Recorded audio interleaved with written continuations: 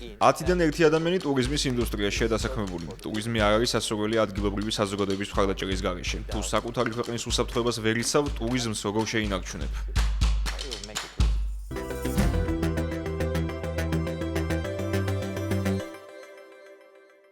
მოგესალმებით გადაცემაში მთავარი კითხვა. ეს არის ევრონიუსის გადაცემათა სერია, რომლის ფარგლებშიც ბიზნესის სამყაროს ყველაზე გავლენიან ხალხს ვესაუბრებით და დღესაც სწორედ ასე მოვიქცევით.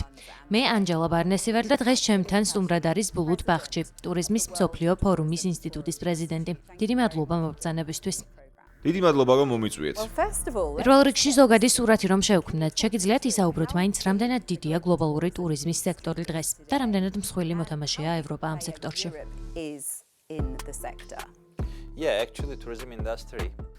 დიახ, დღეის მდგომარეობით ტურიზმზე მსოფლიოს მთლიანი შიდა პროდუქტის 11% მოდის. გარდა ამისა, ის ქმნის სამუშაო ადგილების 10%-ს. ეს ნიშნავს, რომ ქუჩაში 10 კაციდან 1 ტურიზმშია დასაქმებული. ევროპას რაც შეეხება, მისი მთლიანი შიდა პროდუქტის 10.9% მოდის ტურიზმზე. ასეთი მაჩვენებლების მქონე ტურიზმს უბრალოდ ინდუსტრიას ვეღარ უწოდებ. წარმოგიდგენიათ, რომ მხოლოდ ერთი სექტორი საერთო მთლიანი შიდა პროდუქტის თითქმის 11%-ს ქმნიდეს. ამიტომ ჩვენ ტურიზმს მაკროეკონომიკურ ინფრასტრუქტურას ვუწოდებთ. და ეს სექტორი იზრდება თუ მცირდება ევროპაში? იზრდება. მცირე ვარდნა იყო კოვიდის დროს, მაგრამ უკვე იზრდება. გლობალური მაჩვენებლების მიხედვით ასე ვაფასებთ. შარშანაც კი გაიზრდა. ჩვენი პროგნოზით ეს სექტორი კიდევ თითქმის 10%-ით გაიზრდება. 3-4 წელიწადში კიდევ 10%-ით გაიზრდება? ზუსტად ასეა.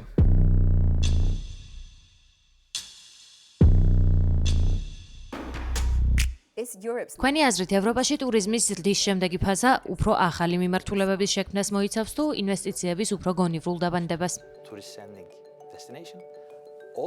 ევროპა ერთ-ერთი ყველაზე აქტიური ადგილია, საიდანაც ბევრი ტურისტი მიდის. ასევე ევროპა ითვლება ტურისტებისთვის ყველაზე მიმზიდველ მიმართულებად. ახლა ტურიზმს ხელოვნური ინტელექტი განსაზღვრავს, მთელი თავისი მონაცემებით, მთელი ინფორმაციით და ყველაფრით, რაც მის ხელთ არის და ევროპა ამ გზაზე პირველია.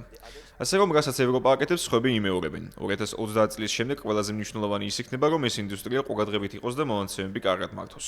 თუ გაქვს მონაცემები იმის შესახებ, თუ ვინ ჩამოდის შენს ქვეყანაში, რომელ მიმართულებებს ირჩევს ვიზიტის პერიოდში და გადაჯდომის რომელ პუნქტებს მიმართავს, მთელი ეს ინფორმაცია უნდა მოვაგროვოთ და წარმოგიდგენიათ, რა მოხდება ამდენ ინფორმაციას რომ შეკრებ. ევროპაში ზოგან ტურიზმი ჭარბიდოზითაა. ვნახეთ უკვე როგორ გააპროტესტეს ეს ბევრ ქვეყანაში. რას ფიქრობთ ამაზე? კიდევ სათხედავთ ზრდის რეალურ პოტენციალს?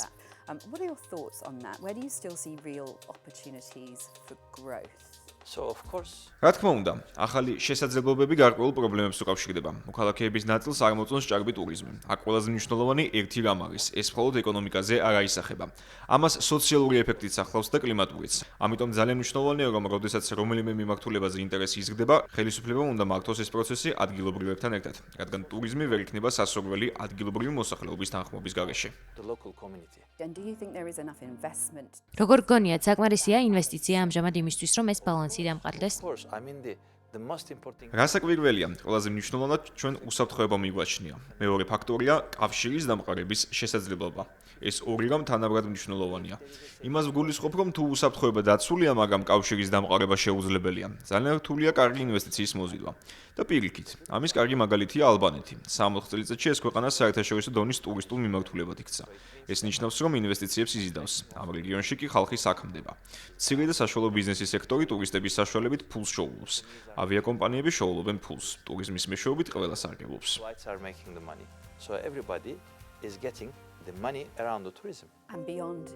ევროპის გარდა კიდევ სად შეიძლება, რომ ინვესტიციების ზრდამ ვითარება რადიკალურად შეცვალოს?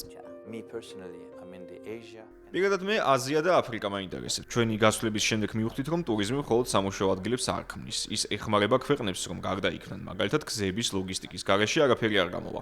შესაძლოა შესანიშნავი პლაჟები გვაქვს, მაგრამ არ გვაქვს კურორტები და პორტები. ასე რომ ტურიზმი შეიძლება ითქვას არის ბიბლია იმ შემთხვევაში, თუ გინდა მეტი ინვესტიციის მოზიდვა. რაც შეეხება აფრიკას, მე ვიტყოდი, რომ კონგოს დემოკრატიული რესპუბლიკა და ანგოლა წამყვანები არიან ტურიზმის მხრივ აფრიკაში.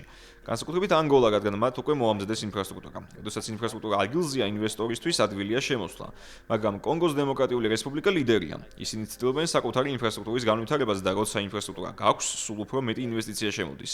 ეს განსაკუთრებით ევროპას ეხება. ჩემი როგორც სასტუმრო სექტორში მოღვაწე ინვესტორის მოსაზრებით, ბელგიას აქვს კარგი შესაძლებლობა, რადგან სტუმარ-მასპინძლობის ინდუსტრიის მხრივ ბელგიაში ბევრი რამის დეფიციტია.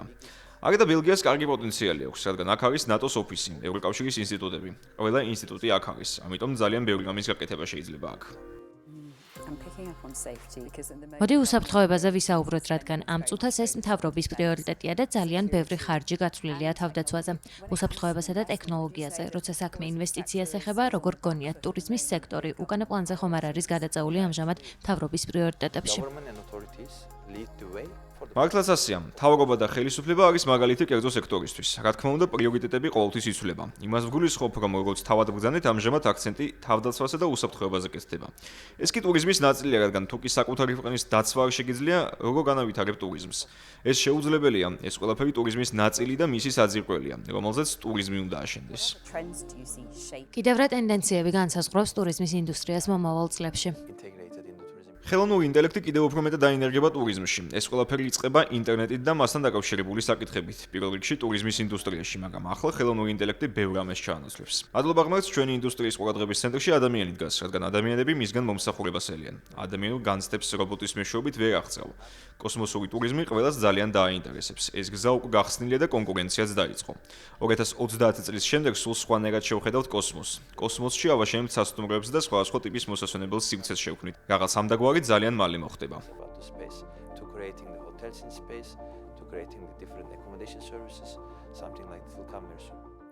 დიდი მადლობა ინტერვიუსთვის. საინტერესო იყო თქვენი მოსაზრებების მოსმენა. დიდი მადლობა, რომ გვესტუმრეთ გადაცემაში.